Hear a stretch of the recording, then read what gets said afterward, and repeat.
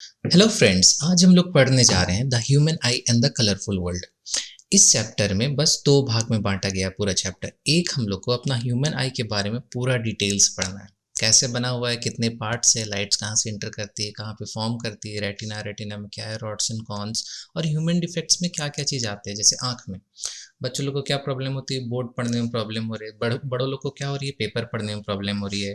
कुछ लोगों की आंख में एकदम सामने धूल टाइप का जम जाता है, उसे दिखता नहीं, ऑपरेशन होता है, फिर काला पट्टी लगता है। तो ये सारा सारा अलग जो डिफेक्ट्स है, इसको ह्यूमन आई डिफेक्ट बोलते हैं। इसका करेक्शन कैसे करेक्शन किया जाता है, ये सब हम लोग को पूरा ध्यान देना है।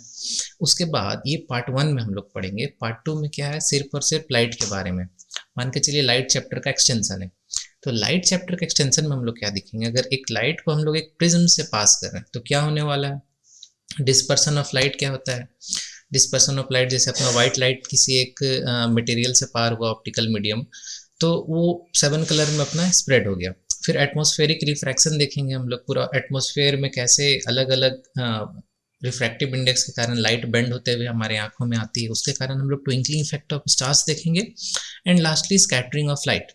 इसके बाद हम लोग को कुछ और देखना है, रेनबो फॉर्मेशन हो गया, स्काई क्यों ब्लू दिखती है, कभी क्यों वाइट दिखती है, एस्ट्रोनॉट्स को क्यों ब्लैक दिखती है, यही सारा कुछ देखना है। आइए चलिए let's get started.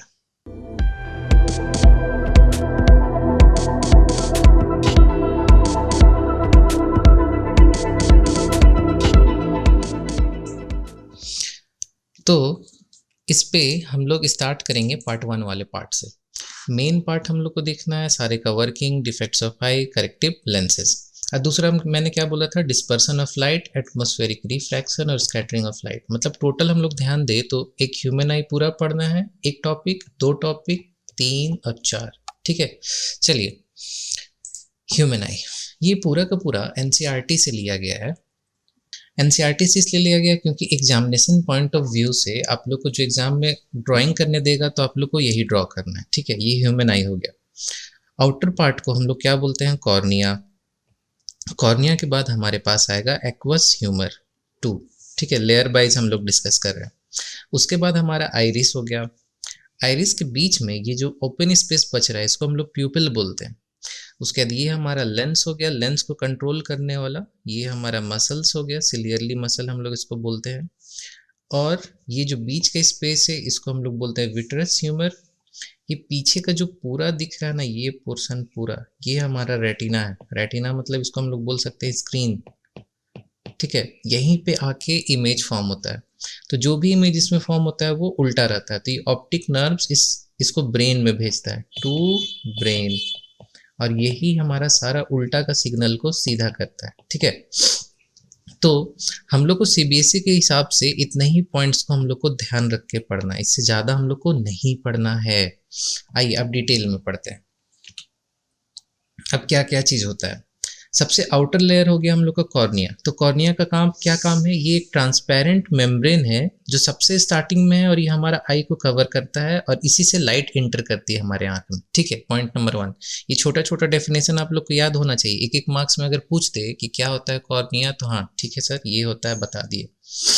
Next, iris. Iris क्या होता है, जिस किसी के आंख में अगर हम लोग ध्यान से देखेंगे तो एक ना ब्राउन कलर, चाहे किसी का ब्लू कलर या ब्लैक कलर का हम लोग को दिखता है सेंटर में से। तो ये जो इधर इस टाइप का दिखता है इसे हम लोग क्या बोलते हैं, आइरिस। इसका क्या काम है, ये एक कलर्ड मस्क्यूलर डायफ्राम है जो ना बड़ा होता है छोटा होता है। अगर इसी का हम लोग दूसरा देखेंगे, दूसरा अगर हम लोग अंधेरा वगैरह में जाते हैं तो ये बड़ा कर देता है। अब बड़ा क्यों करता है, छोटा क्यों करता है, हम लोग सब ध्यान से पढ़ेंगे, पहले सारा डेफिनेशन समझ लेते हैं। तो आइरिस एक मेम्ब्रेन है जो कितना आंख में लाइट जाएगा या आएगा उसके हिसाब से ये बड़ा छोटा होते रहता है। प्यूपिल क्या होता है, यहीं से लाइट एंटर करता है, अपना प्यूपिल के थ्रू लेंस में जाता है। तो pupil regulates and controls the amount of light entering the eye. अब रेटिना क्या होता है, ये हमारा स्क्रीन होता है जहाँ पे इमेज का फॉर्मेशन होता है। तो इसमें दो चीज़ मिलते हैं, एक रॉड्स मिलते हैं और एक कॉन्स मिलते हैं।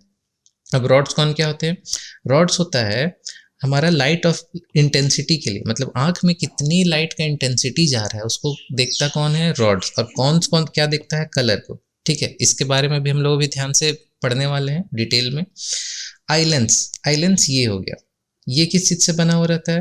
देखो ये भी एक ट्रांसपेरेंट क्रिस्टलाइन लेंस है विच प्रोवाइड्स फाइनर एडजस्टमेंट। मतलब किस क्यों काम आता है? जो भी चीज हम लोग देख रहे हैं अगर वो आउट ऑफ फोकस है तो उसे फोकस करने में ये काम आता है। ठीक है, इसको कंट्रोल कौन करता है? ये ऊपर वाला सिलियरली मसल, ये उसको खींचता है चाहे कम करता है। ऑप्टिक नर्व क्या है? ऑप्टिक नर्व रेटिना में जो भी इमेज फॉर्म होता है उसे टू ब्रेन भेज देता है और उसे सीधा करके। ठीक है, चलिए आगे बढ़ते हैं। तो ये अगर एक नॉर्मल आदमी का हम लोग आई पे आ जाते हैं तो इसमें हम लोग को क्या क्या चीज़ दिख रहा है, चलिए देखते हैं। ये जो सबसे बाहर वाला पार्ट है इसको हम लोग क्या बोले? कॉर्निया। ये जो एकदम सुंदर सा ब्लू कलर का है ये क्या है? आइरिस। ये जो ब्लैक पोर्शन दिख रहा है और ये इतना दूर जो दिख रहा है इसको हम लोग क्या बोलते हैं? प्यूपिल। अब यहाँ पे जो कुछ स्पेसेस है इसको हम लोग क्या बोलते हैं? एक्वस। AQUES, aqueous, HUMOR। ठीक है, अब इसके अंदर जो पार्ट हो गया उसे हम लोग बोलेंगे लेंस। ठीक, तो ये एक ओरिजिनल फोटो से ये समझने के लिए मैंने ये चीज़ दिखाया हुआ था। और डिटेल में हम लोग इसको अगर ध्यान देखते हैं तो देखो, अगर इतना पार्ट को ही हम लोग खाली जूम करते हैं, जूम इन, क्या हो रहा है देखते हैं, समझते हैं। तो सबसे आउटर सरफेस को हम लोग कॉर्निया बोल दिए। ये क्या हो गया? एक थिन मेम्ब्रेन, ट्रांसपेरेंट, जहाँ से फर्स्ट लाइट आंख में एंटर करता है। उसके बाद ये वाला जो पोर्शन था इसको हम लोग ये नाम नहीं देके एनसीईआरटी के हिसाब से चलेंगे, एक्वस ह्यूमर होता है, एक्वस ह्यूमर। ठीक है, यहाँ से हम लोग अगेन एंटर किए तो देखिए ये मसल्स टाइप का हम लोग को दिख रहा है ना। मैंने बोला था कि कलर्ड मसल्स होता है, जो आँख का कलर जो हम लोग बोलते हैं, जैसे ऋतिक रोशन का ब्लू कलर है तो यही वो आइरिस ही होता है ब्लू कलर का। अब ये फैलता और सिकुड़ता है। फिर ये जो बीच का पोर्शन जो बच रहा है, बीच का पोर्शन को हम लोग क्या बोलते हैं? प्यूपिल बोलते हैं। तो यही बोला गया था कि अमाउंट ऑफ लाइट को कंट्रोल कर रहा है। तो अब जाहिर सा बात है अगर आइरिस बड़ा हो जाएगा तो प्यूपिल छोटा हो जाएगा। तो कंट्रोल एक्चुअल में ये नहीं करता है, एक्चुअल में आइरिस का मूवमेंट के कारण कितना लाइट जा रहा है और कम हो रहा है। तो अब आइरिस क्यों बड़ा छोटा होता है वो चीज़ हम लोग समझते हैं। देखो, जब हम लोग ना बहुत ज़्यादा धूप में रहते हैं चाहे बहुत ज़्यादा लाइट में, तो लाइट में जब हम लोग ज़्यादा रहते हैं, मोर लाइट में अगर हम लोग रहते हैं तो आँख में बहुत सारा लाइट का रे आ रहा होता है, बहुत सारा बहुत सारा। अब इतना सारा रे ऑफ लाइट आ रहा है तो आँख को ना ज़्यादा स्ट्रेन नहीं पड़े इसी के लिए क्या करता है ना, आइरिस छोटा हो जाता है। मतलब अब हम लोग को सिर्फ इतना सा पोर्शन हम लोग को जो दिखने को मिल रहा है। ठीक है, ये वाला हो गया आइरिस के कारण। ठीक, वो छोटा कर दिया क्योंकि बहुत लाइट ऑलरेडी अवेलेबल है। अब जैसे हम लोग एक डार्क रूम में जाते हैं तो अब लाइट का हम लोग पास रेज जो आ रहा है आँख में बहुत कम आ रहा है। ठीक है, अब बहुत कम आ रहा है तो हम लोग को आँख में ज़्यादा से ज़्यादा पहुँचे, इसी के लिए हम लोग का आइरिस क्या हो जाता है? बड़ा हो जाता है। तो इस प्रकार आइरिस कंट्रोल करता है कि डीम में हमारा कितना बड़ा होना चाहिए, रात में कितना बड़ा होना चाहिए। तो ये चीज़ का एक बहुत अच्छा एग्जाम्पल है। जैसे रात में हम लोग सोए रहते हैं, ठीक है, मान लो बेड में हम लोग सोए हुए हैं, ठीक है, यहाँ पे ऐसा करके सोए हुए हैं। यहाँ पे जो बल्ब है, बल्ब बाय डिफ़ॉल्ट ऑफ है और अचानक से कोई आके इसको ऑन कर देता है। तो ऑन जैसे करता है हम लोग का ना आँख में मतलब अजीब सा, हम लोग आँख को या तो हम लोग ऐसे ढकने का कोशिश करते हैं, ऐसे ढकने का कोशिश करते हैं या फिर ऐसे करते हैं। सबको ही के साथ हुआ है। क्यों ऐसा हुआ है? क्योंकि जब रात में हम लोग सो रहे होते हैं तो हमारा आँख इस मोड में रहता है, पूरा उसका आइरिस बड़ा रहता है और जैसे हम लोग इसको ना लाइट ऑन हो जाता है तो अचानक से ये छोटा होना चाहता है।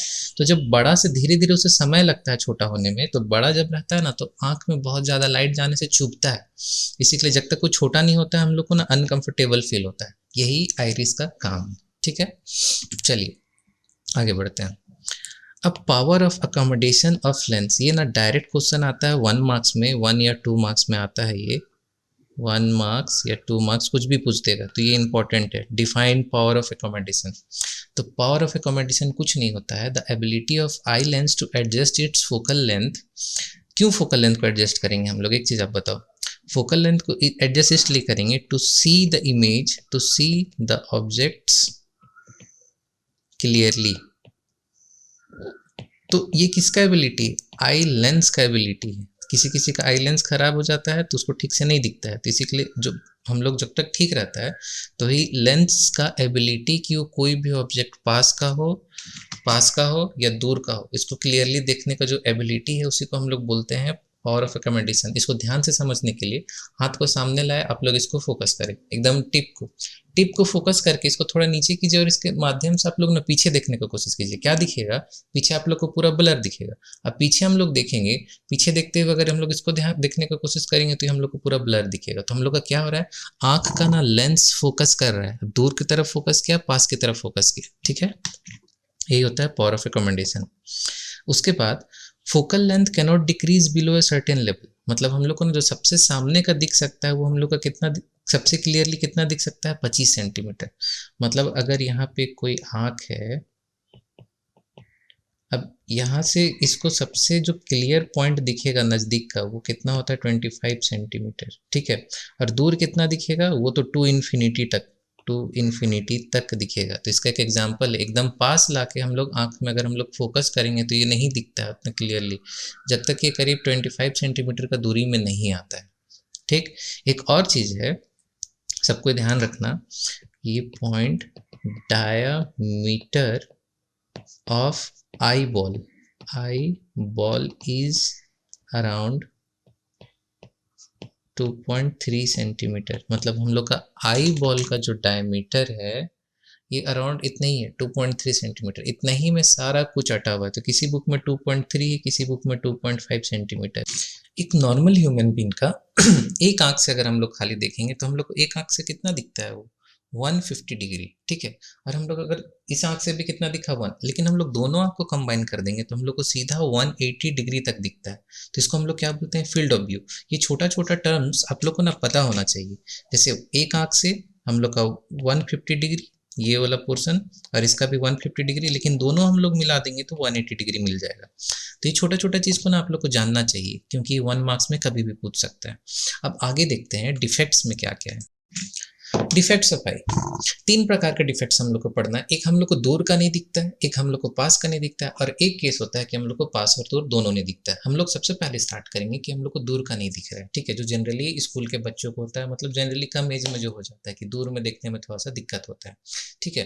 तो इसके लिए हम लोग एक चश्मा लगाते हैं, सारा कुछ हम लोग कवर करेंगे अभी। तो मायोपिया, एग्जाम में इसको ना ऐसे भी लिख सकता है शॉर्ट साइटेडनेस, ठीक है। अब शॉर्ट साइटेडनेस का मतलब क्या होता है कि सामने का हम लोग को दिख रहा है क्लियरली, ठीक है। शॉर्ट सामने का, साइटेडनेस मतलब सामने का हम लोग क्लियर दिख रहा है। तो क्या नहीं दिख रहा है, डिस्टेंट का हम लोग को क्लियर नहीं दिख रहा है, दूर का नहीं दिख रहा है। इसका रीज़न क्या होता है, रीज़न कुछ नहीं है, क्योंकि ना ये आई बॉल हम लोग अगर इलोंगेट हो गया तो इमेज क्या आ रहा है, यहाँ पे रेटिना से पहले अगर फॉर्म हो गया तो हम लोग को क्लियर नहीं दिखता है। तो इसको क्लियर देखने के लिए हम लोग को क्या किया जाता है, एक कनकेव लेंस लगा दिया जाता है। तो ऐसा क्यों सर, कि ना आँख के रेटिना के पहले ही फॉर्म हो जा रहा है। 2 कारण है, एक कर्वेचर ऑफ आई लेंस ठीक नहीं है, या फिर इलोंगेशन ऑफ आई बॉल, मतलब आई बॉल या तो बड़ा हो गया या फिर ये जो लेंस है, लेंस इसमें कुछ प्रॉब्लम है। तो हम लोग कनकेव लेंस यूज करते हैं। अब कनकेव लेंस कौन सा है, अभी तक अगर सब कोई भूल गया होगा तो बहुत गलत बात है। ये वाला हो गया हम लोग का कनकेव लेंस, ठीक है। चलिए आगे देखते हैं। एनसीईआरटी में कुछ इस टाइप का डायग्राम बनाया गया है कि मायोपिया के लिए। तो ये होता क्या है, किसी को क्लियर नहीं समझ में आ रहा होगा, बहुत कोई को।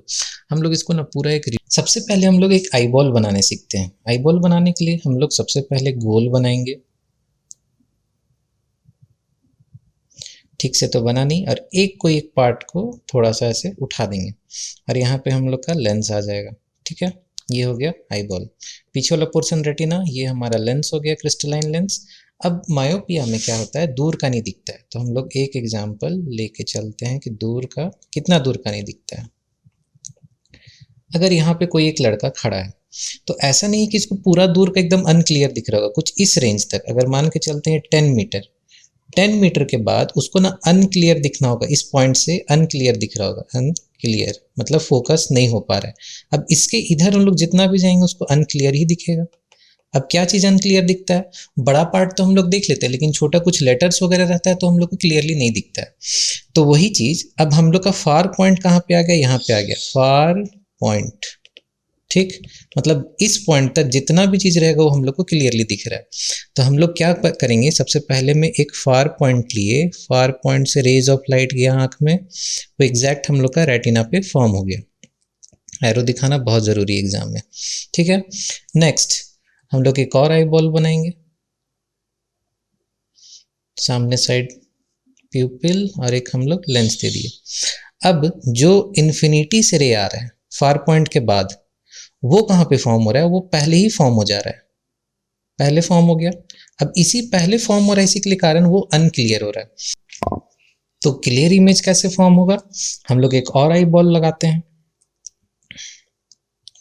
अब आई बॉल के सामने हम लोग एक कनकेव लेंस लगा दिए। अब ये कनकेव लेंस का काम क्या कर रहा है? जो भी हमारा इन्फिनिटी से रेज आ रहे हैं, इन्फिनिटी से जो भी रेज आ रहे हैं, इसको ये लेंस क्या कर रहा है? डाइवर्स कर दे रहा है, थोड़ा सा उसको फैला दे रहा है, तो सो डैट कि वो एग्जैक्ट हमारा रेटिना पे फॉर्म हो जाए।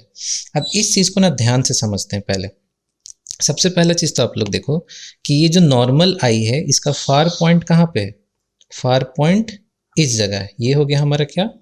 Far point. Far point. तो देखो, एक चीज तो कॉन्सेप्ट क्लियर कर लेना है कि आई बॉल मतलब हमारा आंख ठीक नहीं होता है, हम लोग ना कुछ लगा के बस हम लोग क्लियर इमेज देख रहे हैं। तो सर ये लेंस एग्जैक्टली क्या काम कर रहा है? तो लेंस हम लोग का कुछ नहीं, जो इन्फिनिटी से रेज आ रहा है, मतलब जो हमारा कोई ऑब्जेक्ट मान के चलो यहाँ पे रखा हुआ है पेड़, ये हम लोग को अनक्लियर है, तो इसको ये कनकेव लेंस वर्चुअली उठा के यहाँ पे रख दिया, वर्चुअली उठा के फार पॉइंट पे रख दिया। क्यों फार पॉइंट पे रख दिया? क्योंकि फार पॉइंट पे जो भी ऑब्जेक्ट रहेगा वो हम लोग को क्लियर दिखेगा। बस यही कॉन्सेप्ट है। इसका अगर हम लोग एक दो न्यूमेरिकल करेंगे तो ना ये क्लियर हो जाएगा, ठीक है। दूसरा होता है हाइपरमेट्रोपिया। हाइपरमेट्रोपिया में क्या होता है? फार साइटेडनेस। फार साइटेडनेस अब तो समझ में आ जाना चाहिए कि दूर का हम लोग को दिख रहा है क्लियरली। तो ऐसा क्यों होता है? हाँ, समझते हैं। Hypermetropia can send distant object clearly. अब पास का हम लोग को ठीक से नहीं दिखता है। क्यों ऐसा होता है? Focal length is too long, मतलब या तो हम लोग का आंख का लेंस हम लोग का एडजस्ट नहीं कर पा रहा है, दूसरा आई बॉल हम लोग का छोटा हो गया है, ठीक है। तो ये तो हम डायग्राम गलत ले आए हैं, इसको होना चाहिए यहाँ पीछे, पीछे की ओर ये फॉर्म हो जाता है, ठीक है, इस टाइप का पीछे। तो अगेन ये फोकस नहीं हो पा रहा है। इसका करेक्शन के लिए क्या हम लोग यूज करते हैं? Concave lens. कनकेव लेंस मतलब ये वाला। आगे बढ़ते हैं, इसको डिटेल में समझते हैं। किताब में कुछ ऐसा दिया हुआ है। एक्चुअल में रियल आदमी का नियर पॉइंट होना चाहिए था यहाँ पे, हो गया कहाँ पे? यहाँ पे। मतलब पास का ऑब्जेक्ट उसको क्लियर नहीं दिख रहा है। तो हम लोग अगेन जैसे समझ रहे थे उसको समझने का कोशिश करते हैं। एक हम लोग आई बॉल बना दिए, लेंस लगा दिए। अब ये मेरा एक्चुअल नियर पॉइंट होना था, लेकिन हो गया कहाँ? यहाँ पे। मतलब यहाँ से जो भी रे ऑफ लाइट आएगा वो मेरा एग्जैक्ट रेटिना पे फॉर्म होगा। तो सर यहाँ से आता तो क्या होता? यहाँ से आता तो वो रेटिना में फॉर्म नहीं हो रहा था, इसी के लिए मेरा नियर पॉइंट थोड़ा सा आगे शिफ्ट हो गया। ये हो गया एक्चुअल होना चाहिए, और ये जो हो रहा है, ठीक है, मतलब हम लोग ये जो 25 सेंटीमीटर यही होता है, 25 सेंटीमीटर। अब ये 25 सेंटीमीटर से बढ़ के मान लो 30 या 40 सेंटीमीटर, हम मान के चल रहे हैं 40 सेंटीमीटर हो गया, ठीक है। तो अब हम लोग जो लेंस लगाएंगे यहाँ पे, कन्वेक्स लेंस, ये क्या करेगा? ये वाला ऑब्जेक्ट को वर्चुअली उठा के यहाँ पे रख देगा, बस, और कुछ नहीं करेगा। सॉरी, हम फिर उल्टा बता दिए। ये ऑब्जेक्ट को हम लोग को तो यहाँ पे ना फॉर्म करना है, तो सामने का जो भी ऑब्जेक्ट इसको वर्चुअली उठा के वो पीछे रख देगा, ठीक है। चलिए इसका समझते हैं। एक हम लोग और आई बॉल बनाए, कॉर्निया, लेंस, ठीक है। अब हम लोग का क्या करते हैं? डिफेक्ट को अगर हम लोग को रेक्टिफाई करना है तो एक बार के लिए जो पास में था उसका भी बना देते हैं कि यहाँ से गया और ये कहाँ फॉर्म हो गया? ये हमारा पीछे फॉर्म हो गया, ठीक है। इसको अब हम लोग रेमेडी कैसे कर रहे हैं? कोई बात नहीं, कन्वेक्स लेंस लगा के कर रहे हैं, लेकिन क्यों कर रहे हैं वो चीज़ तो समझना होगा ना। समझते हैं, चलिए। हम लोग का यहाँ पे ऑब्जेक्ट है, वर्चुअली फॉर्म कर देना है उसको यहाँ पे। क्यों? क्योंकि ये अब हम लोग का नियर पॉइंट हो गया। तो यहाँ से जो रे ऑफ लाइट जा रहा था वो हम लोग का पीछे की ओर फॉर्म हो रहा है, ठीक है। अब हम यहाँ पे एक अगर लेंस लगा दिए, कन्वेक्स लेंस लगा दिए, अब यहाँ से जो रे ऑफ लाइट आया ये इससे टकराने के बाद थोड़ा सा तो कन्वर्ज हो गया। अब कन्वर्ज होने के बाद यहाँ से इस वाले लेंस से ज़्यादा कन्वर्ज होगा, तो ये हम लोग का एग्जैक्ट रेटिना में फॉर्म हो रहा है। तो इसका एग्जैक्ट काम क्या है? ये इस ऑब्जेक्ट को वर्चुअली यहाँ पे शिफ्ट कर रहा है, जहाँ पे हम लोग का आँख का अब परमानेंट हो गया है नियर पॉइंट, बस यही चीज़ है, ठीक है। आगे क्वेश्चंस देखते हैं। A person with A myopic eye, myopia मतलब शॉर्ट साइटेडनेस, सामने का हम लोग को दिख रहा है, दूर का नहीं दिख रहा है, तो cannot see object beyond 1.2 metre, मतलब 1.2 मीटर के बाद नहीं देख पा रहा है। तो इसको हम लोग ना एक आई बॉल दे देते हैं, यहाँ पे हमारा कॉर्निया लेंस, तो यहाँ से 1.2 मीटर के आगे नहीं देख पा रहा है, और इसको देखना कहाँ तक चाहिए था, टू इन्फिनिटी तक ये देखना चाहिए था। What should be the type of corrective lens used to restore the vision, मतलब कैसा हम लोग को लेंस यूज करना है, इसका तो आंसर हम लोग का सीधा वन वर्ड हो गया, कनकेव लेंस। ठीक, What should be the power of the lens, अब देखो पावर ऑफ लेंस, अब जिसको समझ में आया है वो उस वीडियो को पॉज करके बना सकते हैं, ठीक है, बनाइए फिर आंसर चेक कीजिए। तो देखिए हम लोग को यहाँ पे क्या करना है, यहाँ पे हम लोग को एक कनकेव लेंस लाके लगा देना है, ठीक है। तो अब हम लोग समझते हैं, देखो इसको ध्यान से समझना। गिवन ये जो कनकेव लेंस लगाए हैं ये वाला, इसके लिए ऑब्जेक्ट हमारा कहाँ है, ऑब्जेक्ट ये इन्फिनिटी पे है, और इमेज हम लोग को कहाँ पे फॉर्म कर देना, जहाँ पे एक्चुअल इसका अभी फार पॉइंट, ये अभी हमारा फार पॉइंट हो गया है, तो यहाँ पे इसको फॉर्म होना चाहिए। तो v हम लोग का कितना हो जाएगा -1.2 मीटर। अब हम लोग को क्या निकालना है, फोकस निकालना है, क्वेश्चन मार्क। तो यूजिंग, हम लोग क्या करेंगे, यूजिंग लेंस फॉर्मूला, क्या बोलता है, 1/v - 1/u = 1/f। तो v कितना दिया हुआ है, 1/-1.2 मीटर, माइनस u कितना है, इन्फिनिटी, = 1/f। हम लोग को यही निकालना है, f ही निकालना है। तो 1/∞ कितना हो जाता है, 0। तो हम लोग को क्या मिल रहा है, -1/1.2 = 1/f, ठीक है। तो यहाँ से हम लोग एक पॉइंट गया, यहाँ पे 0 गया, 2 6 2 5, तो फोकस हम लोग का कितना हो गया, -6/5। ये 1/, था इसको हम उल्टा कर दिए, तो नीचे 6 का ऊपर चला गया, 5 ऊपर से नीचे आ गया, तो ये हम लोग का हो गया फोकस। अब ये कितना है, ये मीटर में, ठीक। अब पावर हम लोग को निकालना है, पावर क्या होता है, पावर = 1/f, f कितना में होना चाहिए, मीटर में, तो 1/f कितना है, 6/5 माइनस का, तो इसको हम लोग 5 ऊपर चला जाएगा, 6 नीचे आ जाएगा, 5/6, तो अब 6/5 हम लोग कर देते हैं, 0.0, 8 6 जा 48, 2 0, 6 3 जा 18, यहाँ पे 2, मतलब ये रिपीट हो रहा है। तो पावर हम लोग को कितना मिल गया, ये माइनस था, तो -0.83 डायोप्ट्री। तो इस मेथड से हम लोग निकालते हैं। तो करते क्या है, फिर से एक बार बता रहे हैं, फार पॉइंट इन्फिनिटी में होता है, इन्फिनिटी से हट के अब फार पॉइंट उसका यहाँ पे आ गया। तो ये लेंस क्या करता है, इन्फिनिटी में जो भी एक ऑब्जेक्ट रहता है उसको बस वर्चुअली उठा के यहाँ पे पुट कर देता है।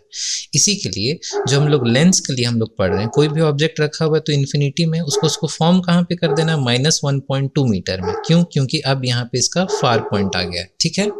एक दो बार आप लोग इसको ध्यान से देखना है, न्यूमेरिकल सॉल्व करना, और किताब के माध्यम से और एक तो और न्यूमेरिकल सॉल्व करना, अपने आप समझ जाएगा कि लेंस कुछ नहीं कर रहा है, बस फार पॉइंट को उठा के वहां तक रख दे रहा है, या नियर पॉइंट को दूर हो गया तो उसको उठा के फिर से सामने कर दे रहा है, कुछ नहीं।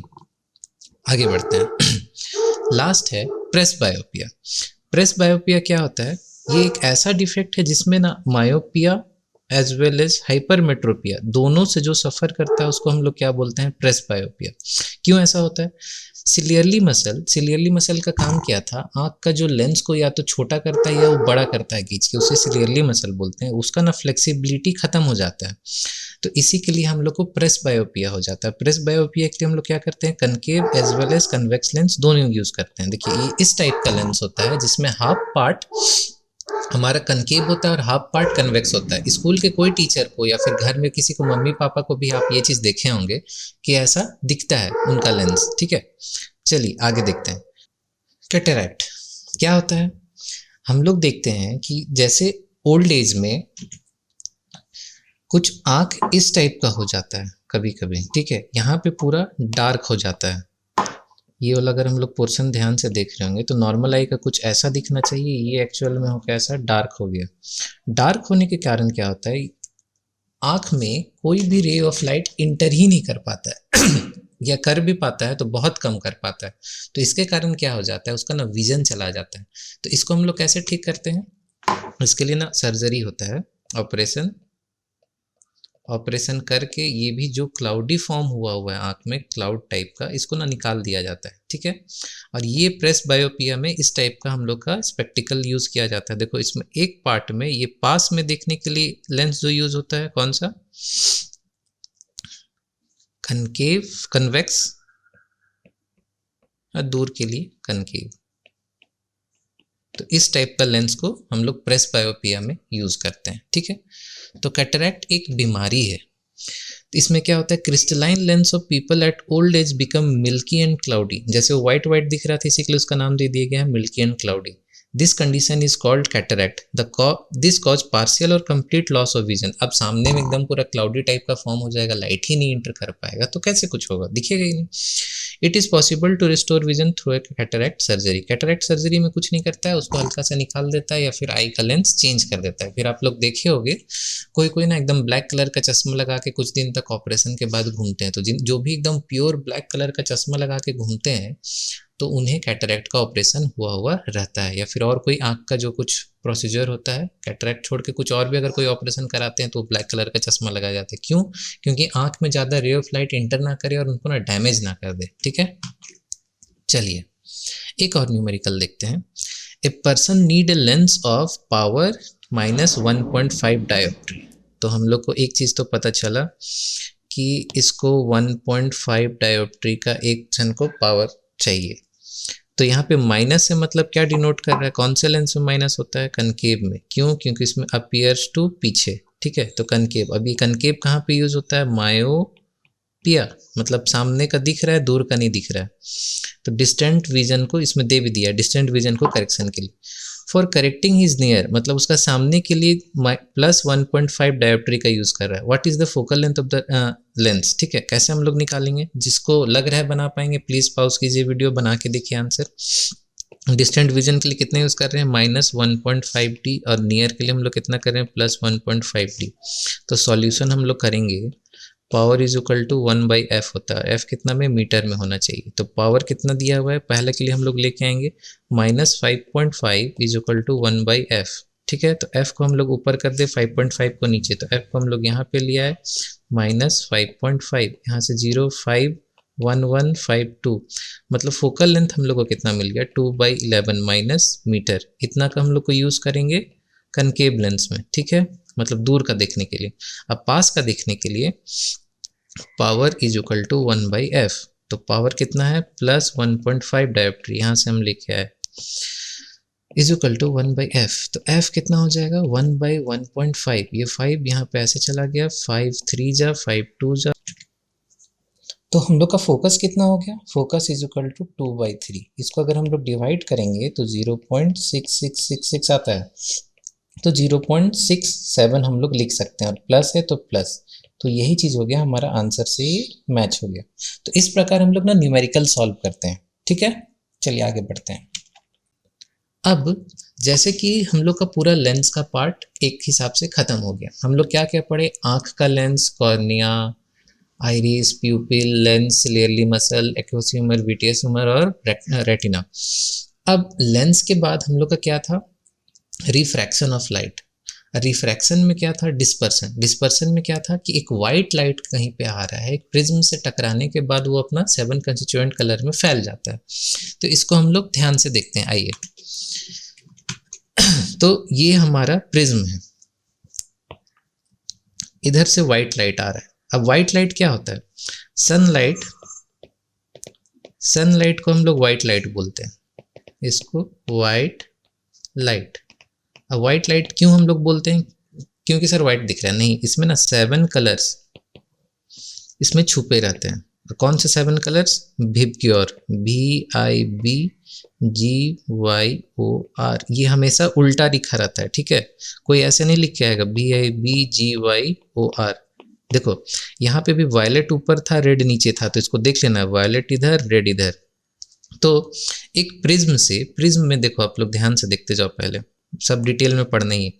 एक ऊपर ट्रायंगुलर फेस हो गया और एक नीचे ट्रायंगुलर फेस हो गया, तो मेरे पास दो ट्रायंगुलर फेस आया, ट्रायंगल। और इस साइड में अगर हम लोग देखेंगे तो एक इधर का रेक्टेंगल हो गया, ये वाला पोर्शन एक रेक्टेंगल का, सिमिलरली एक इधर का रेक्टेंगल और एक बैक साइड का रेक्टेंगल। तो हम लोग का रेक्टेंगल कितना हो गया, 3 रेक्टेंगल। ठीक है, तो पहले ना प्रिज्म के बारे डिटेल देखना है। तो प्रिज्म का हम लोग कोई एक ट्रायंगल वाला सरफेस को उठा के ले आते हैं, उसका उसको डिटेल में पढ़ा जाता है। तो हम इसमें ना ऊपर वाला सरफेस को लेके आते हैं। तो refraction of light through a prism, तो हम लोग वो ट्रायंगल का ऊपर वाला पार्ट को उठा के लेके आए थे, उसको डिटेल स्टडी करते हैं। तो कोई भी एक कॉर्नर को ले ले और उसका ये वाला जो एंगल होता है, एंगल ए, इसको हम लोग बोलते हैं angle of prism, angle of prism. ठीक है, ये इंसिडेंट रे है, इधर से आ रहा है लाइट।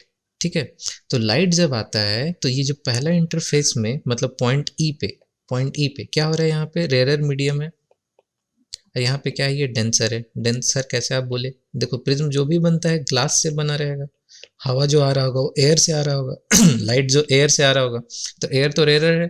अब रेयर से डेंसर जाता है तो बेंड्स टुवर्ड द नॉर्मल। तो अब नॉर्मल कैसे, इस सरफेस का परपेंडिकुलर में एक हम लोग लाइन ड्रॉ कर दी। तो रे ऑफ लाइट, अब नॉर्मल तो ये है, तो इधर की ओर बेंड किया तो बेंड्स टुवर्ड द नॉर्मल, इधर आ गया। अब यहाँ से क्या आ रहा है, डेंसर से रेयर निकल रहा है तो अवे फ्रॉम द नॉर्मल। देखो ये नॉर्मल है, ये वाला नॉर्मल है, इससे हम लोग का दूर चला गया।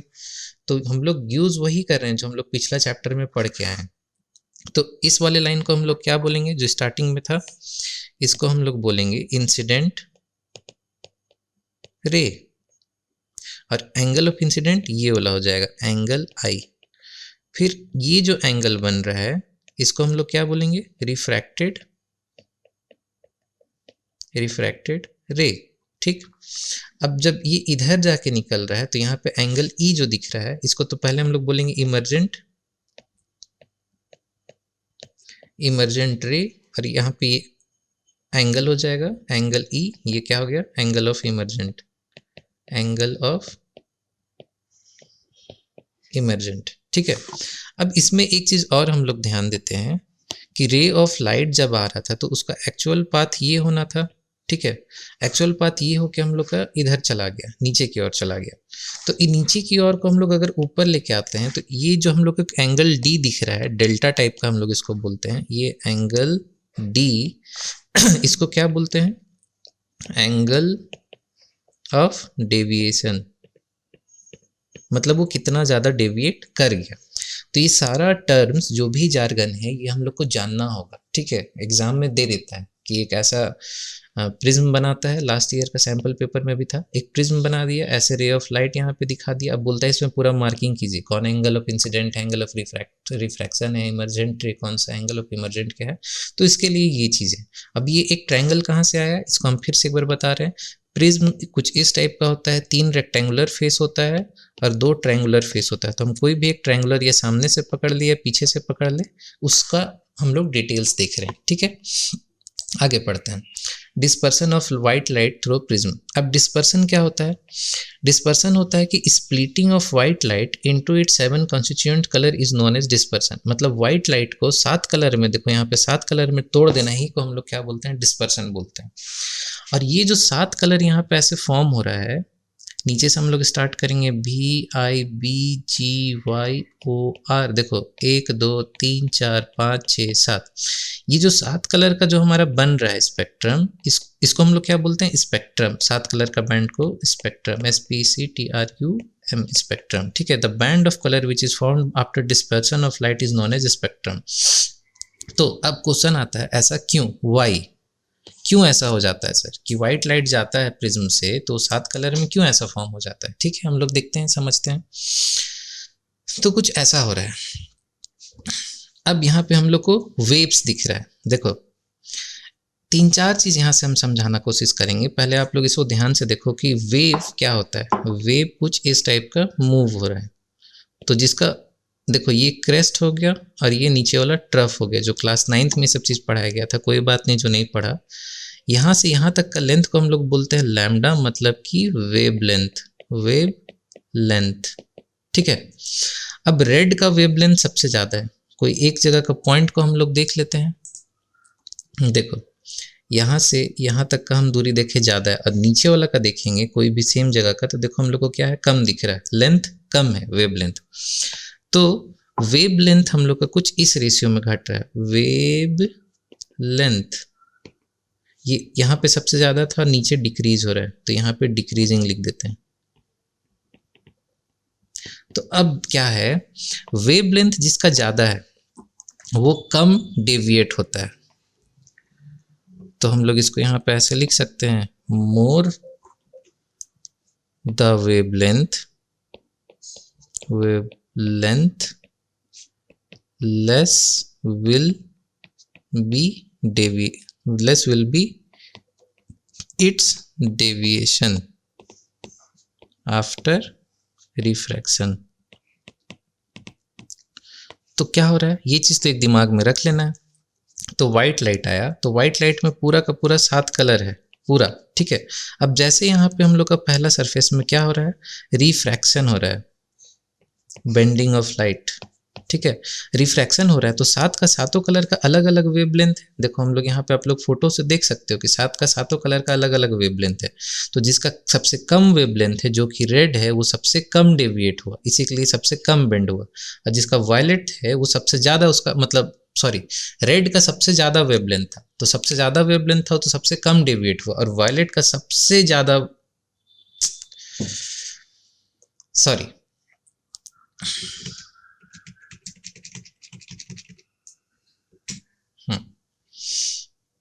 अब हम लोग क्या देखते हैं कि रेड का वेवलेंथ सबसे ज़्यादा है, तो यहाँ पे हम लिख देते हैं वेव लेंथ ऑफ रेड सबसे ज़्यादा है, ठीक है। उसके बाद वेव लेंथ ऑफ वायलेट सबसे कम है।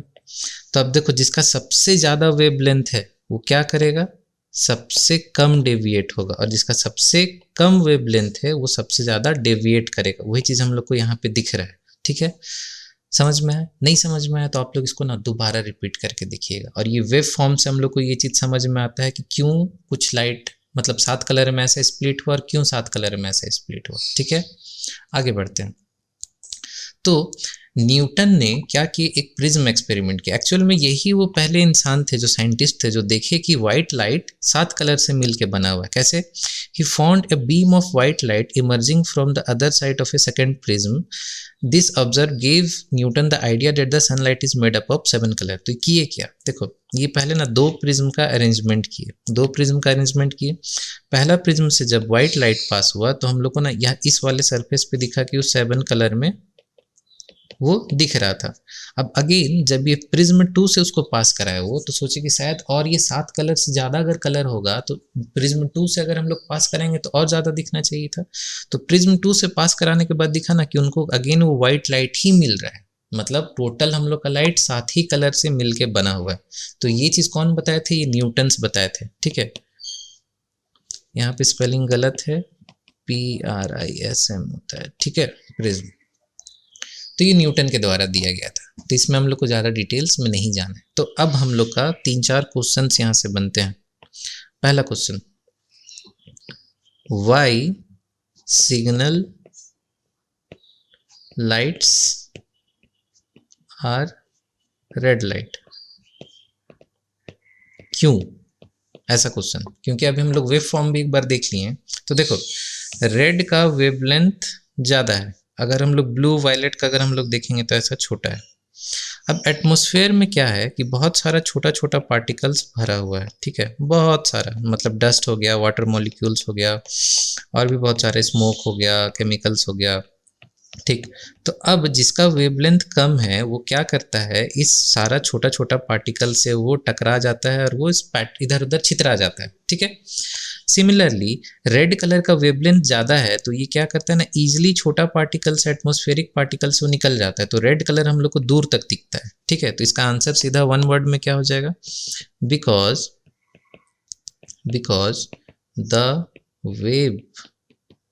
length of red is more, that's why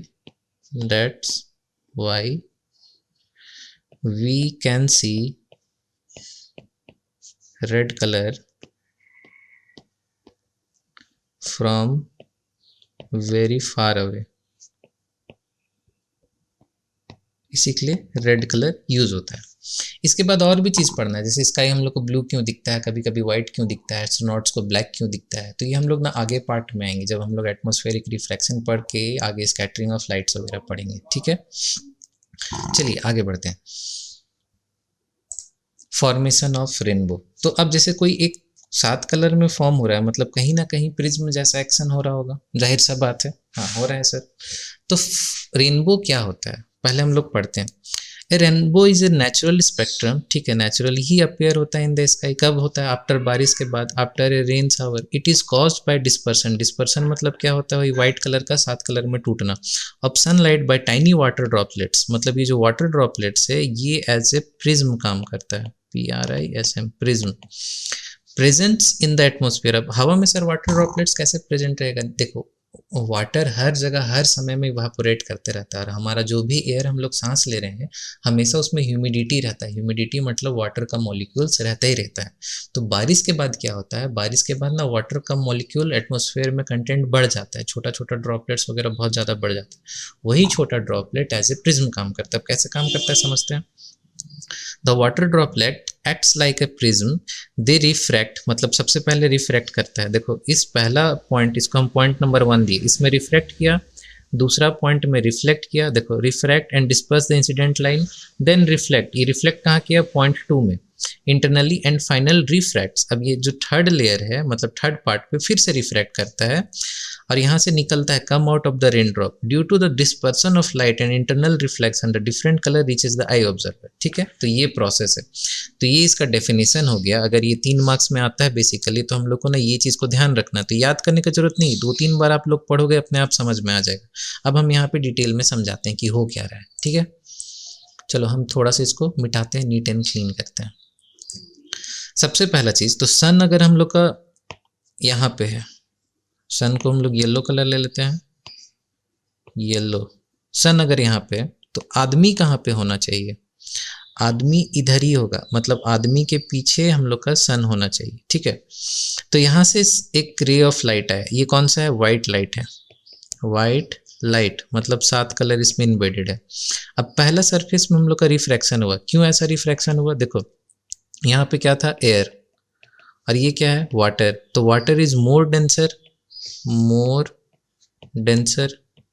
तो इसमें क्या हो जाएगा? एयर से जैसे वाटर में जाएगा तो बेंड्स टुवर्ड द नॉर्मल होगा। हो गया। अभी बेंड्स टुवर्ड द नॉर्मल हुआ तो ऊपर रेड आएगा, नीचे वायलेट। क्यों ऐसा हुआ? क्योंकि हम लोग अभी ना पढ़े कि रेड जिसका वेवलेंथ ज़्यादा है वो कम बेंड होगा। ठीक है, तो ये ऐसा हो गया। अब यहाँ पे आने के बाद ये पॉइंट 2 में यहाँ पे टोटल इंटरनल रिफ्लेक्शन हुआ। इसके बारे में हम लोग डिटेल में अभी इसके बाद पढ़ेंगे। ठीक है, तो यहाँ पे बस समझ के चलो कि सरफेस 2 में हम लोग का रिफ्लेक्शन हो गया। अभी क्लियर हो जाएगा इसके बाद। यहाँ से जब रे ऑफ लाइट हम लोग का पॉइंट 3 पे पहुँचा, तो 3 में पहुँचने के बाद क्या हो रहा है? यहाँ पे अगेन ये डेंसर था। क्यों? क्योंकि वाटर मॉलिक्यूल से निकल रहा है। कहाँ पे निकल रहा है? एयर में। तो डेंसर से रेयर हम लोग का गया तो bends away from the normal. तो ये वाला जो नॉर्मल है इससे हम लोग का अवे निकल गया। तो इस प्रकार कोई एक ऑब्जर्वर का आँख यहाँ पे रखा हुआ है, तो इसको हम लोग को रेनबो दिखता है, रेनबो। ठीक, तो सर सब कुछ तो समझ में आ गया। एक तो चीज़ टोटल इंटरनल रिफ्लेक्शन नहीं समझ में, अगर इसको आप बता देते तो अच्छा रहता। चलो ठीक है, टोटल इंटरनल रिफ्लेक्शन समझते हैं। देखो ये कब होता है?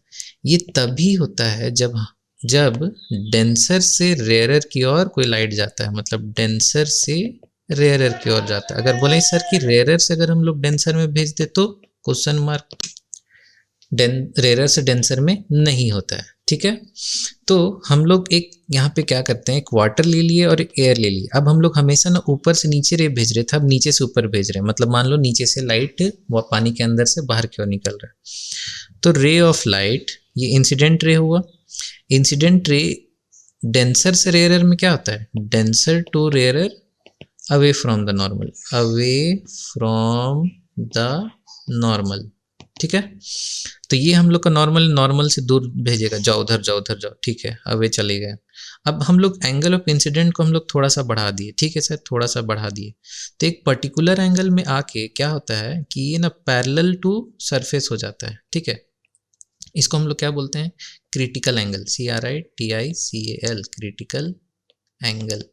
ये क्रिटिकल एंगल में आने के बाद वो पैरेलल टू सरफेस हो जाता है। अब जैसे क्रिटिकल एंगल से हम लोग और ऊपर बढ़ेंगे ना, अगर एंगल को और बढ़ाते हैं तो ये क्या हो जाता है, रिफ्लेक्ट हो जाता है। अब ऐसा क्यों होता है, ऐसा इसलिए होता है क्योंकि ये एक ना प्रॉपर्टी बन जाता है कि क्रिटिकल एंगल से ऊपर हम लोग जैसे जाते हैं तो वो देखो बेंडिंग ऑफ लाइट हो रहा है, तो बेंडिंग ऑफ लाइट होते होते एक टाइम में पैरेलल हो गया, अब वो पैरेलल के बाद कहाँ, इधर कैसे जाएगा, अंदर ही।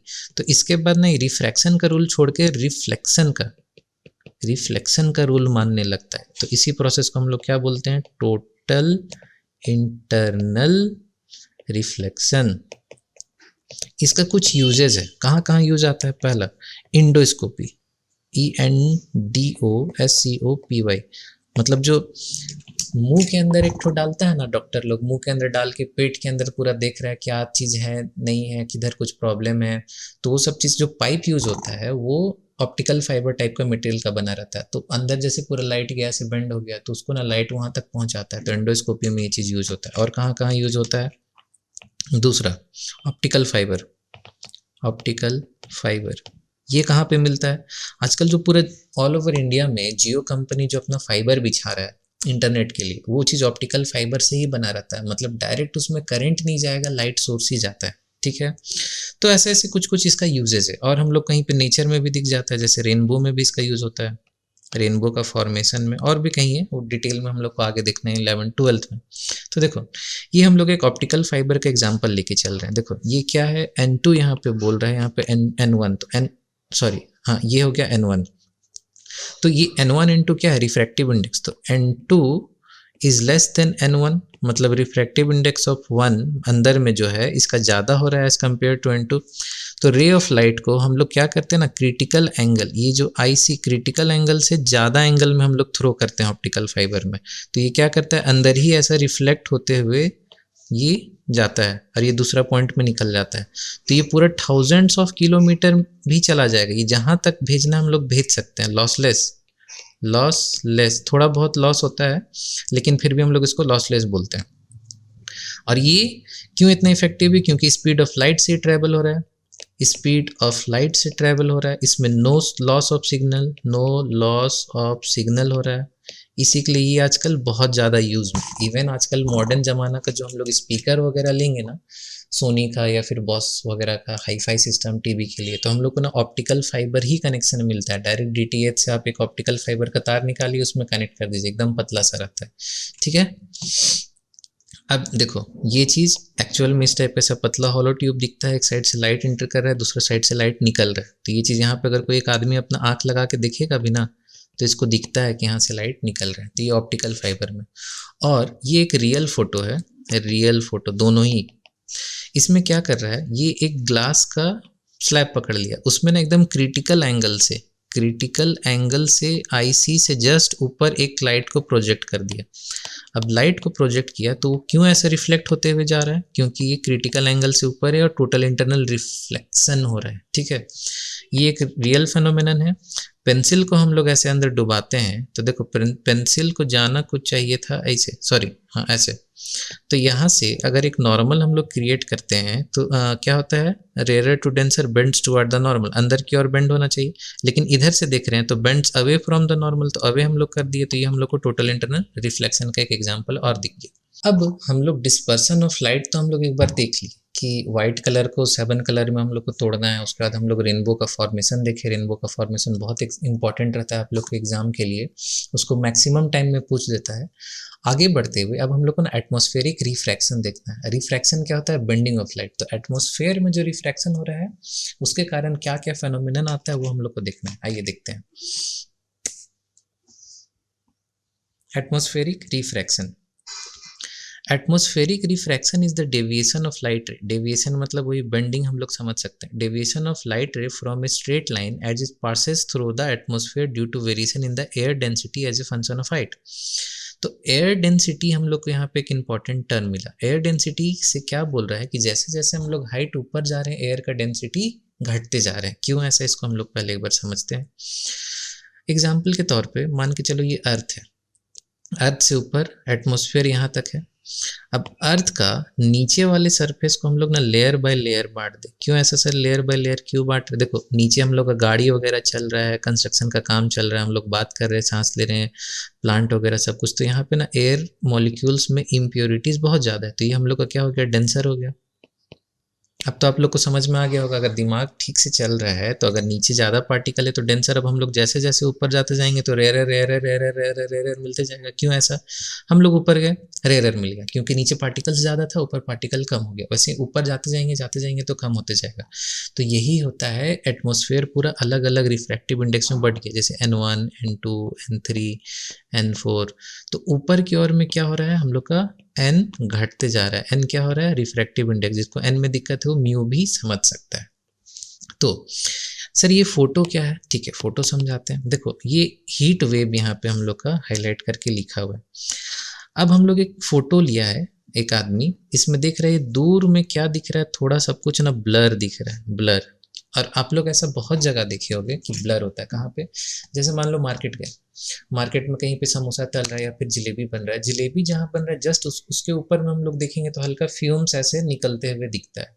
वो फ्यूम्स के थ्रू हम लोग कोई दूसरा चीज़ को देखते हैं तो हम लोग को थोड़ा ना ऐसे तैरता हुआ दिखता है। क्यों ऐसा दिखता है, देखो जहाँ पे जलेबी चाहे कुछ भी तल रहा है उसके जस्ट ऊपर का हवा क्या है, गर्म है। तो गर्म हवा एकदम हल्का होता है, मतलब ऑप्टिकली रेयर मीडियम हो जाता है। अब सराउंडिंग का हवा जो ठंडा है ऑप्टिकली डेंसर हो गया, और यहाँ से हवा बह रहा है तो ठंडा हवा गर्म में आ रहा है, इधर से भी गर्म ठंडा में जा रहा है। तो ऐसा मिक्सिंग के कारण हम लोग को ना अलग अलग रिफ्रैक्शन हम लोग को दिखता है, इसीलिए सब कुछ ना थोड़ा वेवी टाइप का दिखता है। तो वही फेनोमिनन हम लोग को यहाँ पे दिख रहा है कि यहाँ का जो रोड के कारण हीट यहाँ पे बढ़ गया, मतलब टेम्परेचर बढ़ गया, ठीक है, क्योंकि ब्लैक कलर है। ग्रासेस की तरफ थोड़ा सा टेम्परेचर कम है। अब हवा वगैरह ऐसे करके बह रहा है, अब हवा बह रहा है तो क्या कर रहा है, ये ठंडा को गर्म में कर रहा है, मिक्स कर रहा है। तो इसके कारण एक रिफ्रैक्शन का अलग पैटर्न क्रिएट होता है। यही चीज़ होता है atmospheric refraction. Twinkling of light, atmospheric refraction में हम लोग को पहला चीज़ देखना है ट्विंकलिंग ऑफ लाइट, मतलब स्टार्स। ट्विंकलिंग ऑफ लाइट बोल रहे हैं। As light from star travel through the many layers of the earth atmosphere, earth का एटमॉस्फेयर का भी बताया था कि बहुत सारा लेयर होता है, तो ये many layer of the earth atmosphere. The light of the star bends, क्यों बेंड होता है, rare to denser, rare to denser तो बेंड हो जाता है, refracted many times and in random direction. Random direction क्यों हो रहा है हम लोग ठीक है डिटेल में पढ़ेंगे। This random refraction result in the star to twinkle, मतलब यही जो रैंडम रिफ्रैक्शन हो रहा है ना, मतलब लाइट आया ऐसे हल्का सा बेंड हुआ, फिर हल्का सा बेंड हुआ, हल्का सा बेंड हुआ, फिर हमारे आंखों में आया, अब बीच में हवा चल के थोड़ा इधर इधर इधर इधर ऐसे इसको डायरेक्शन को और ज़्यादा बेंड कर दिया। तो इसके कारण क्या हो रहा है, स्टार ट्विंकलिंग हो रहा है। तो it look as though the star moves a bit and our eyes interrupts this as a twinkling. तो इससे क्या होता है, जो हवा वगैरह चला और रिफ्रैक्शन हुआ तो हम लोग को लगता है ना स्टार का पोजीशन हल्का सा हिल रहा है, तो हिलने के कारण हम लोग को क्या लगता है वो ट्विंकलिंग कर रहे हैं। इसको डिटेल में देखते हैं। ये actual position of the star है। अब अर्थ का एटमॉस्फेयर यहाँ तक है, ठीक है, अर्थ नीचे है, मतलब नीचे लैंड्स वगैरह हो गया, लैंड, ठीक है, ऊपर इसके ऊपर क्या हो गया, वैक्यूम, वैक्यूम। तो वैक्यूम सबसे rare medium, RARER, rare medium, ठीक है। अब यहाँ पे हम लोग का एटमॉस्फेयर में जैसे स्टार्ट करेंगे तो वैक्यूम से तो थोड़ा सा डेंसर है। क्या होता है देखिए समझते हैं। एक रे ऑफ लाइट आया अर्थ से, सॉरी स्टार से, अर्थ में जैसे अर्थ का सरफेस में इंटर किया, ये जो नॉर्मल है, नॉर्मल से बेंड्स टुवर्ड द नॉर्मल हो गया। क्यों, क्योंकि ये डेंसर है, rare to denser bends toward the normal. अब इसके बाद आगे हम लोग और जाएंगे तो आगे और बेंड हुआ, बेंड्स टुवर्ड द नॉर्मल। इसी प्रकार बेंड होते होते हमारा आँख में जो पहुँचता है, अगर मान लो यहाँ पे कोई एक आदमी खड़ा है तो उनका हमारा आँख में जो पहुँचा वो कई multiple of refraction, multiple refraction होते हुए हमारा आँख में पहुँचा। अब ये मल्टीपल रिफ्रैक्शन के साथ क्या हो रहा है कि यहाँ पे ना वेलोसिटी ऑफ एटमॉस्फेयर भी अलग अलग है कि यहाँ पे हवा ज़्यादा तेज़ चल रहा है, यहाँ पे कम चल रहा है, उसको हम यहाँ पे नोट किए हुए VN, VN-1, V2 और V1 ऐसा कुछ अलग अलग स्पीड है। तो ये अलग अलग स्पीड है, तो बीच में जो रे ऑफ लाइट है उसको हल्का फुल्का ये ना बेंड कर देता है। जैसे ये आया तो थोड़ा सा हवा चलने के कारण ऐसे हो गया, यहाँ पे ऐसे कुछ हो गया, यहाँ पे ऐसे स्ट्रेट चला गया। तो ये जो वेवी पाथ बनता है इसके कारण हम लोग को क्या होता है ना, सबसे पहले तो एक एपरेंट पोजीशन हम लोग को दिखता है कि हाँ ये स्टार यहाँ पे, ठीक है, कि जो भी हमारा आंख में रे ऑफ लाइट पहुंचा उसको हम लोग अगर स्ट्रेट अवे ड्रॉ करेंगे तो वहीं पे हम लोग को दिखता है कि हाँ ये एपरेंट पोजीशन है। एपरेंट मतलब इट अपीयर्स, विच अपीयर्स मतलब हम लोग का आंख को जो दिखता है, अपीयर से एपरेंट, और एक्चुअल पोजीशन यहाँ। तो हम लोग को तो एक शिफ्ट दिख रहा है कि यहाँ से यहाँ पहुँच गए। दूसरा, जो हवा चलने के कारण ये लाइट का रे को हल्का फुल्का ऐसे जो बेंड कर दिया, इसके कारण ये क्या होता है ना, हल्का से स्टार इधर कभी कभी इधर, तो ऐसे ऐसे ही फ्लिकर होते रहता है। तो इसी को हम लोग क्या बोलते हैं, हम लोग को लगता है ट्विंकलिंग हो रहा है, TWINKLING, ठीक है। तो सर एक क्वेश्चन है कि अगर स्टार्स ट्विंकलिंग करते हैं तो क्या प्लैनेट भी ट्विंकल करती है? तो नहीं, प्लैनेट तो नहीं करती है ट्विंकल। तो क्यों नहीं करती है सर, क्या आप प्लीज़ इसे बताएंगे? हाँ ज़रूर बताएंगे। देखिए, ये हमारा अर्थ है, अर्थ से बहुत करीब हमारा प्लैनेट है, मतलब डिस्टेंस, ये जो डिस्टेंस है ये हो गया हमारा प्लैनेट। और स्टार्स को हम लोग देखेंगे तो ये तो बहुत फार अवे हो गया, बहुत फार हो गया। स्टार्स एक्चुअल में इसके साइज बड़े होते हैं, लेकिन क्योंकि ये ज़्यादा दूरी है इसी के लिए ना ये बहुत छोटा दिखता है। तो बहुत छोटा दिखता है इसी के लिए इसको हम लोग ऐसे कैसा सोर्स देखते हैं, point source object, point sized source. किसका सोर्स? लाइट का, ठीक है। अब ये प्लैनेट क्योंकि बहुत पास है, हम लोग आँख से भी देखते हैं तो ये बड़ा ही दिखता है, एक मून वगैरह साइज का दिखता है। तो क्या ये ना बहुत सारा कलेक्शन ऑफ पॉइंट से बना हुआ है। तो इसको अगर ये अलग अलग point size source of light की तरह कलेक्शन से बना हुआ है, ठीक है। तो अब ना ट्विंकलिंग, अगर कोई एक पॉइंट को हम लोग अगर उठा के देखेंगे तो ज़रूर है कि वो ट्विंकलिंग हम लोग को दिखेगा, कि अगर ये इसका एटमॉस्फेयर है ये, तो ये आएगा कुछ ऐसे बेंड होते हुए हमारे आँख में चला जाएगा, तो ट्विंकलिंग दिखेगा। लेकिन अगर सारा पॉइंट्स को हम लोग एक साथ लेके चलेंगे, क्योंकि लाइट तो सबसे आ रही है, सारा पॉइंट अगर हम लोग एक साथ लेके चलेंगे तो एक का ट्विंकलिंग इफेक्ट दूसरा रिड्यूस करते जा रहा है। इसे हम लोग क्या बोलते हैं, नल्लीफाई करते जा रहा है। तो average twinkling due to all the point size source of light equals to 0। मतलब सारा के द्वारा जो ट्विंकलिंग हो रही है वो एक दूसरे को कैंसिल करते हुए एवरेज आउट कितना हो जाता है, 0 हो जाता है। यही चीज़ को डेफिनेशन में कैसे लिखना है, planet are much closer to the earth, बहुत पास होता है, thus they are source as an extended source, मतलब थोड़ा सोर्स ऑफ लाइट है। अगर हम लोग कंसिडर करते हैं planet as a collection of large number of point size source of light, ये इंपॉर्टेंट है, large number of point size source of light, the total light coming from individual point size flicker, but the total amount of light entering our eyes from all the individual point size source average out to be 0। ये बहुत आसान है, दोबारा आप लोग अगर इसे देखते हैं नहीं समझ में आता है तो बिल्कुल ही समझ में आ जाएगा, बहुत सिंपल है। एक लाइट है, एक लाइट फ्लिकर कर रहा है, हम इसके बगल में दो लगा दिए तो दोनों मिलके हल्का फ्लिकर कर रहा है।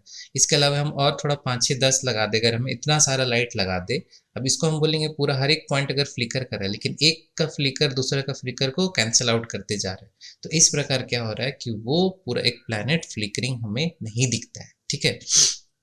तो यहाँ पे ये क्यों दिया गया है, इसे समझाने के लिए दिया गया था कि देखो लाइट इंटर करता है अगर स्टार्स से, तो ये अलग अलग लेयर में जो हमारा एटमॉस्फेयर बना हुआ है उसमें due to atmospheric movement, atmospheric movement कैसे होता है, हवा चलता है मतलब एयर वेलोसिटी, एयर वेलोसिटी। अब एयर का वेलोसिटी क्यों होता है, एयर करंट क्यों जनरेट होता है, हॉट एंड कोल्ड एयर से। तो ये हॉट एंड कोल्ड एयर से ये लाइट ऐसा वाइब्रेट करता है जिसके कारण हम लोग को ट्विंकलिंग दिखता है,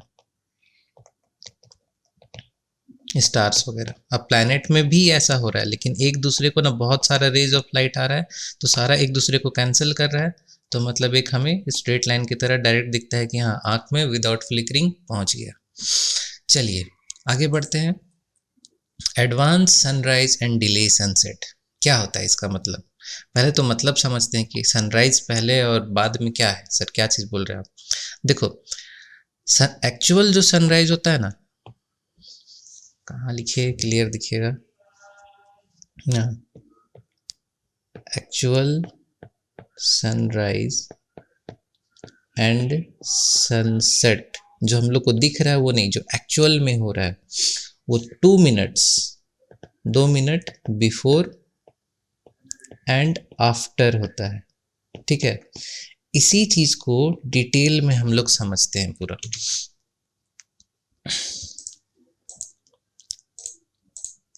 ये हो गया हमारा अर्थ। अब अर्थ का अगर ये हो गया हमारा होराइजन, तो होराइजन, ठीक, ये अर्थ का एटमॉस्फेयर। अब अगर कोई एक लड़का खड़ा है यहाँ पे टॉप में, ये देख रहा है अर्थ को, तो अर्थ का जो एक्चुअल पोजीशन है वो एक्चुअली यहाँ है, एक्चुअल पोजीशन नीचे, मतलब अभी अर्थ सॉरी सन वहाँ पे, सन से जो रे ऑफ लाइट आ रहा है, ये आया, एक मिनट थोड़ा टेढ़ा हो गया, रे ऑफ लाइट सन से आया। अब यहाँ से फिर थोड़ा सा गलत हो गया,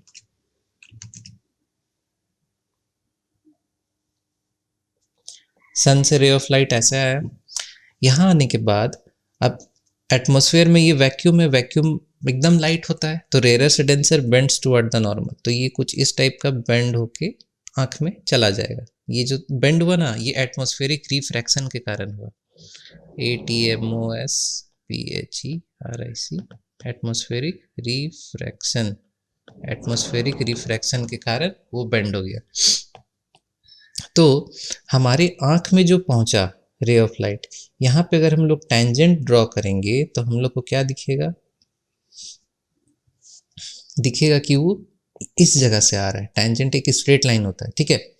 तो इसको हम लोग क्या बोलेंगे, एपेरेंट, APPARENT, एपेरेंट पोजीशन, ठीक है। तो अब देखो कि एक्चुअल में इस लड़के को सनराइज कब दिखेगा, इस लड़के को सनराइज जब ये होराइजन का लाइन को ये पार कर जाएगा सन। तो होराइजन का लाइन ये कब पार करता है, एक्चुअल में ये जब होराइजन से नीचे ही रहता है, 2 मिनट नीचे, मतलब 2 मिनट इसको होराइजन पार करने में टाइम लगेगा, 2 मिनट नीचे ही रहता है, तब ही क्या रहता है, दिखता है हमें, सन हमें दिख जाता है। क्यों ऐसा होता है, क्योंकि उसका रे ऑफ लाइट आके यहाँ पे बेंड हो गया, इस जगह पे बेंड हुआ। क्यों बेंड हुआ, एटमॉस्फेरिक रिफ्रैक्शन के कारण, और इसका पोजीशन हमें थोड़ा ऊपर दिखता है। तो ये हो गया कि 2 मिनट पहले सनराइज हो जाती है, ठीक है।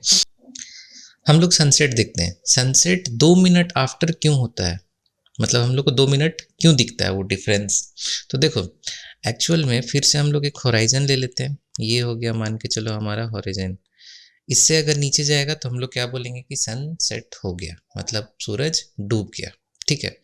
अब देखो एक्चुअल में तो ये डूब चुका है, नीचे है एक्चुअल पोजीशन, एक्चुअल पोजीशन, ठीक है।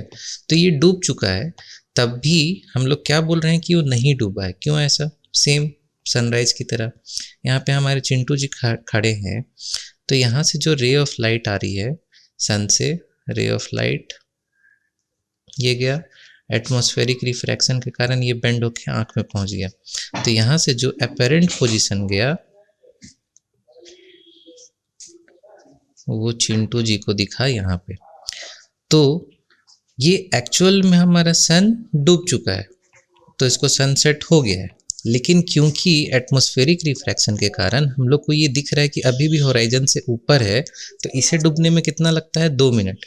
इसी के लिए एक्चुअल डूब जाने के बाद भी हमें 2 मिनट तक हमें सन दिखता है, ठीक है। तो इसका सीधा अगर हम लोग को अगर एग्जाम में लिखना पड़ेगा तो हम लोग क्या लिखेंगे, due to atmospheric refraction sunrise and sunset are advanced and delayed by 2 minutes। बस इतना से इसका आंसर है, और ये डायग्राम चाहिए होगा, ठीक है। चलिए आगे बढ़ते हैं हम लोग स्कैटरिंग ऑफ लाइट में। स्कैटरिंग का मतलब क्या होता है, फैल जाना, ठीक है। तो कैसे फैलता है, कोई भी लाइट रे किसी एकदम बहुत छोटा नैनो पार्टिकल से अगर स्ट्राइक करेगा तो वहाँ से ना एक्चुअल में बाउंस बैक हो जाता है अलग अलग डायरेक्शन में। तो scattering of light is a phenomenon in which light rays get deviated, मतलब अपना ओरिजिनल पाथ से उसका रास्ता चेंज हो गया, from it straight part on striking an obstacle like dust और gas molecules, water vapour etcetera. मतलब एयर में बहुत सारा पार्टिकल्स होता है, डस्ट है, वाटर मॉलिक्यूल्स है, या फिर हम लोग कोई भी सॉल्यूशन देख ले उसमें भी अगर हम लोग चीनी घोल दिए, दूध हो गया, या फिर साबुन पानी घोल दिए, कुछ भी हम लोग घोल दिए, तो अलग अलग हम लोग इम्प्योरिटीज़ ऐड कर रहे हैं उसमें, नमक वगैरह। तो कुछ सेलेक्टेड इम्प्योरिटी जो बहुत ही छोटा है, जो एकदम लाइट के पार्टिकल को उसका टकरा के रास्ता को डेविएट कर दे, तो वैसा चीज़ में हम लोग को क्या होता है ना, लाइट के स्कैटरिंग दिखता है। जैसे हम लोग देखते हैं ये कॉलोइडल सॉल्यूशन है, कॉलोइडल सॉल्यूशन के जो छोटा छोटा पार्टिकल्स होता है जो हम लोग घोलने के बाद मिलता है, वो एकदम बहुत छोटा नैनो पार्टिकल्स मिल जाते हैं। नैनो पार्टिकल्स मतलब 10⁻⁹ -9 मीटर के रेंज में। तो हम लोग जब एक रे ऑफ लाइट उसमें पास करते हैं, यहाँ पे हम लोग देखेंगे ये एक लेज़र प्रोजेक्ट किया जा रहा है, ये एक प्योर सॉल्यूशन है, प्योर सॉल्यूशन और ये हो गया हमारा कॉलोइडल सॉल्यूशन, कॉलोइडल सॉल्यूशन। तो इस पे हमारा रे ऑफ लाइट नहीं दिख रहा है, रेड कलर का जो लेजर जल रहा है वो नहीं दिख रहा है, लेकिन इसमें वो विजिबल है। विजिबल क्यों है? क्योंकि scattering of light, colloidal solution में जो नैनो पार्टिकल्स मौजूद हैं, तो इस नैनो पार्टिकल्स में लाइट आके टकरा रहे हैं, टकराने के बाद उनका ना डायरेक्शन चेंज हो जा रहा है, डायरेक्शन चेंज हो जा रहा है, तो इसी के लिए इसमें ना पाथ विजिबल होता है। तो path of light is visible on colloidal solution.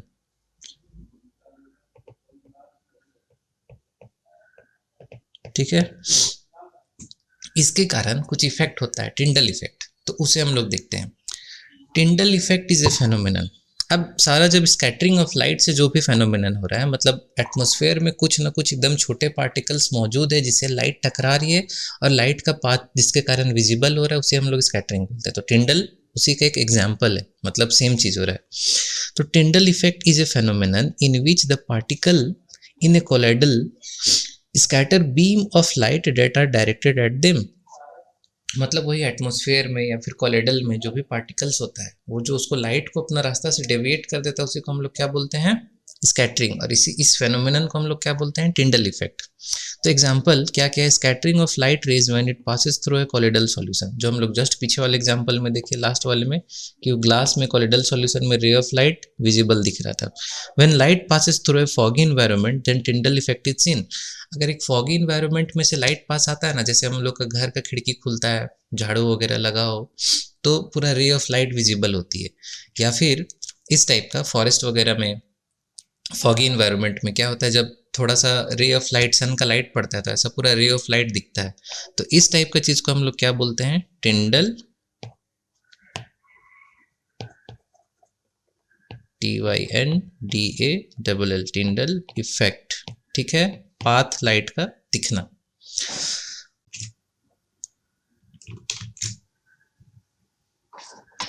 Y is colour of the sky blue?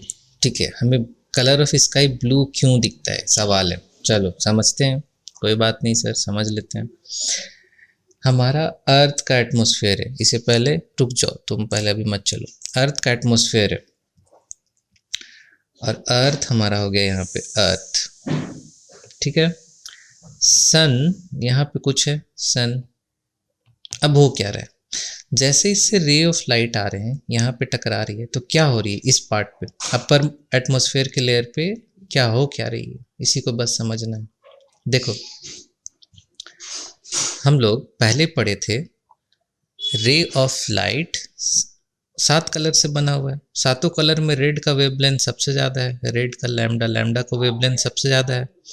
और ये जो ब्लू जोन है, ब्लू जोन मतलब ब्लू ह्यू भी बोला जा सकता है, जिसमें वायलेट हो गया, ब्लू हो गया, तो इसका वेवलेंथ कम है, तो ब्लू साइज का लैम्डा हम लोग का कम है। ठीक है, तो जिसका वेवलेंथ कम है वो छोटा पार्टिकल से टकराएगा, तो जाहिर सा बात है उसका पाथ चेंज हो जाएगा। तो ऊपर वाले एटमॉस्फेयर पे ब्लू जोन, ब्लू ह्यू मतलब नीचे का 2-3 वेवलेंथ, इससे जब पास होती है ना, तो स्कैटरिंग ऑफ लाइट हो जाता है। तो स्कैटरिंग ऑफ लाइट होने के कारण क्या होता है, ये पूरा ब्लू ह्यू यहाँ पे सरफेस में फैल जाता है, इसी के लिए जो भी नीचे खड़ा होके ऊपर दिखता है उसको कौन सा कलर दिखता है, ब्लू कलर, ब्लू कलर। ठीक है, समझ में आया। अब इसको एक बार फिर से देखते हैं definition. Sunlight is scattered by the particles of the atmosphere. अब एटमॉस्फेयर में बहुत सारे पार्टिकल्स है, उससे स्कैटर हुआ। The smallest wavelength of light tend to scatter easily through atmospheric particle. अब स्मॉलेस्ट वेवलेंथ कौन सा हो गया, ब्लू रेंज वाला हो गया, ब्लू रेंज का स्मॉलेस्ट वेवलेंथ हो गया। This shorter wavelength correspond to blue hues, मतलब वो 2-3 मिला के ब्लू ही दिखता है पूरा। Hence when we look at the sky we see it as a blue colour. और एक चीज़ और पता ध्यान रखना है कि अराउंड 1/3 ऑफ द लाइट ही एटमॉस्फेयर का स्कैटर करता है, बाकी स्कैटर पूरा 100% नहीं कर जाता है। ठीक है, नहीं तो हम लोग आँख में तो सिर्फ रेड कलर ही पहुँचता अगर 100% स्कैटर हो जाता तो। चलो आगे देखते हैं। अब सनराइज और सनसेट में हमें रेड कलर क्यों दिखता है, देखो इसको भी समझते हैं। अब सन से रे ऑफ लाइट मान लो गया, अब आदमी हमारा चिंटू जी यहाँ पे खड़े हैं एकदम अर्थ के टॉप में, तो रे ऑफ लाइट जैसे जा रहा है तो इसको ना बहुत ज़्यादा डिस्टेंस ट्रैवल करना पड़ रहा है। मतलब सनराइज और सनसेट में क्या होता है, बहुत ज़्यादा डिस्टेंस ट्रैवल करना पड़ता है। क्यों सर, ऐसा क्यों? देखो अगर कुछ यहाँ पे रखा हुआ है, यहाँ पे रखा हुआ है, तो डायरेक्ट ये इसको कितना ट्रैवल करना पड़ा, कितना एटमॉस्फेरिक डिस्टेंस, इतना। अब जब होराइजन से आ रहा है तो इसको ज़्यादा ट्रैवल करना पड़ रहा है, या फिर इधर वाले होराइजन से भी आ रहा है तो इसको ज़्यादा ट्रैवल करना पड़ रहा है अर्थ के एटमॉस्फेयर में।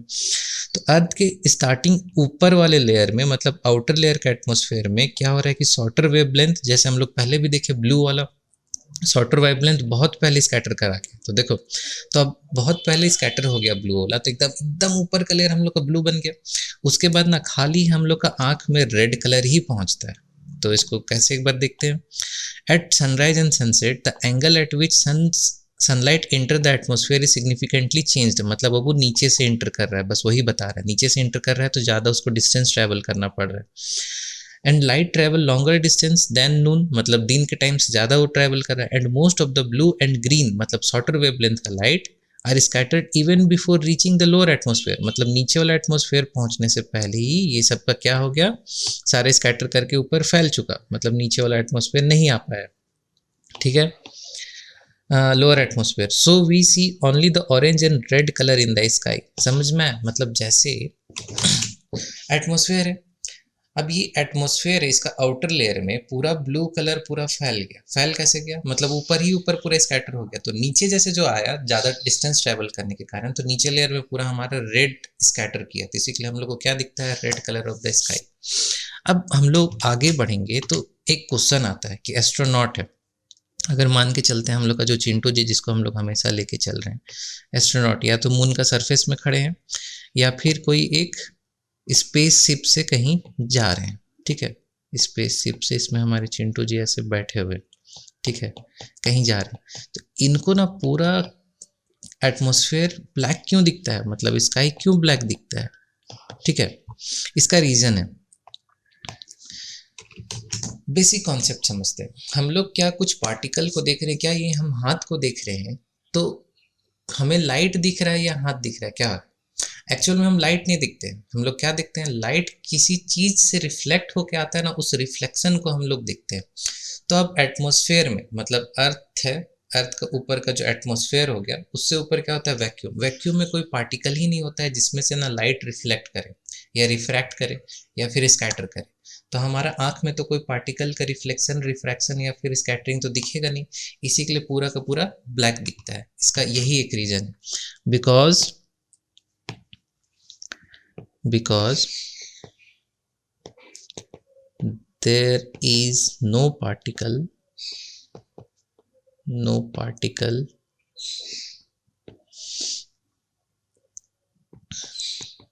to